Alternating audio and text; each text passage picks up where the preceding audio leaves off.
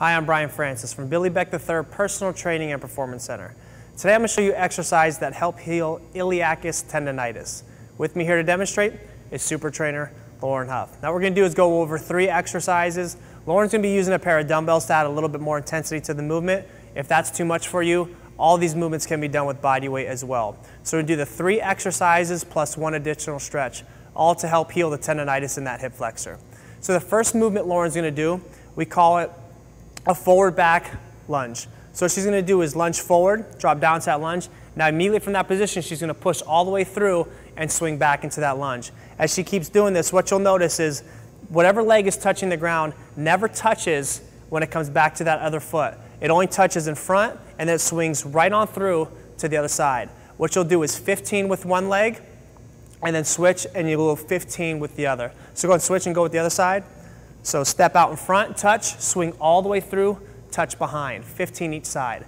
The second movement that Lauren's going to do is a front squat. So keeping the dumbbells parallel in front of her, she's going to squat down and come up. Now very important here, especially as we're talking about tendonitis in the hip, that as she comes up, she comes to full extension, opening up at that hip. What she doesn't want to do, go ahead and come down, is stop halfway up, still keeping a bend in that hip. We want to work that hip through a full range of motion. The third movement Lauren's going to do is she's going to do a deadlift.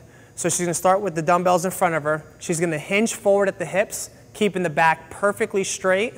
And then as she comes up, again, just like that squat, opening up fully at the hips. We don't want to shorten that distance. Come down, then come up, full extension at the hips. Then that third and last movement is a stretch. So she'll go ahead and set the dumbbells down. And she's going to get a split stance.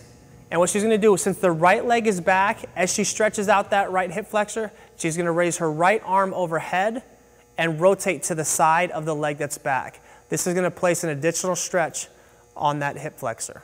I'm Bryan Francis, and this has been How to Exercise with Iliacus Tendonitis.